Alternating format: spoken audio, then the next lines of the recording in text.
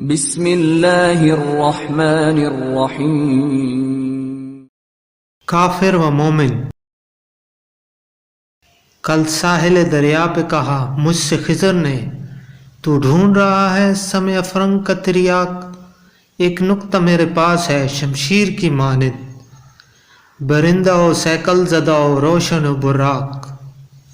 کافر کی یہ پہچان کہ آفاق میں گم ہے، مومن کی یہ پہچان کہ گم اس میں ہے آفاق۔ اس میں علامہ اقبال صاحب فرماتے ہیں کہ حضرت خضر علیہ السلام نے مجھ سے کہا کہ اگر تم انگریزوں کے پھیلائے ہوئے بیہودہ اور فرسودہ تہذیب و تمدن کی وجہ سے پریشان ہو تو میں تمہیں ایک بات بتاتا ہوں کہ کافر ہوتا ہے وہ زندگی کی لذتوں میں مصروف رہتا ہے، اسے کوئی غرض نہیں ہوتی کہ آخرت میں میرا کیا معاملہ ہوگا، لیکن مسلمان جو ہوتا ہے وہ اس امید کے ساتھ کہ مجھے آخرت میں کامیابی ملے گی، وہ اس زندگی کی آزمائشوں سے لڑتا رہتا ہے، ان سے مقابلہ کرتا ہے۔